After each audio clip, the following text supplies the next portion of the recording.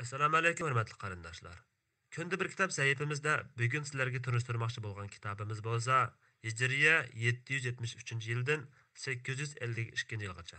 Milodiya 1371-yildan 1449-yilgacha yashagan atoqli hadisshunos va Shafi'i fiqih Shihabuddin Abul Fazl Ahmad ibn Ali ibn Hajar al-Asqalonining yozgan mashhur asri Fathul Bari degan kitobi bo'lib, İmam Buxariyning Jami'us Sahih degan kitobiga yozgan mukammal sharhisidir.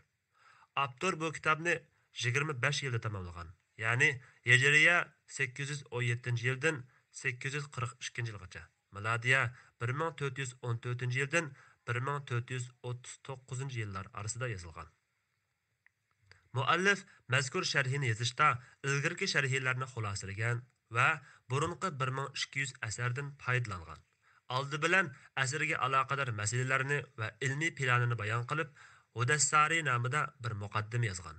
Andan har bir hadisni izohlashga boshlab, olimlar ittifoq masalalarini va qarashlari o'xshash bo'lmagan masalalarni fiqhiy tadqiqot va tarjihlar bilan bayon qilgan. Sahihul Buxoriyning qo'lyozma nusxalaridagi va ag'zoki rivoyatlaridagi farqlarni solishtirgan. O'zi keltirgan hadislarga sahihlik jihatdan baho bergan.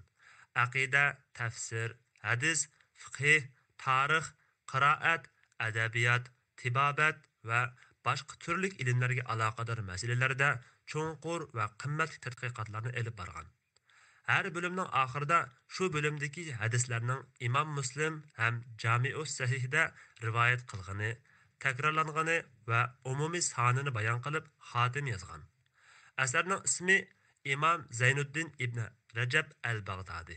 Hijriya 736-yildan 795-yilgacha. Milodiya 1336-yildan 1393-yilgacha shu nomida tamomlayolmagan bir asriga va muallif Hafiz ibn Hajarining ustozi Majduddin Fayruzul Abadi. Hijriya 729-yildan 817-yili. Milodiya 1329-yildan 1415 ning qalamiga oid. Shu nomli asrga ishora sifatida Fathul Bari deb atalgan. Eng sifatli nashri 1958-yili Shayx Muhibbuddin al-Xatib. Hijriya 1305-yildan 1389-yili. Milodiya 1886-yili 1969-yili tarafidan tayyorlanib, 1959-yili Qohirada Al-Maktabatus Salafiyya tarafidan 12 tom basilgan. Hurmatli qarindoshlar, kitobni qurbatimizning yetishicha qisqa ham ixcham tunishtirishga tirishayapmiz.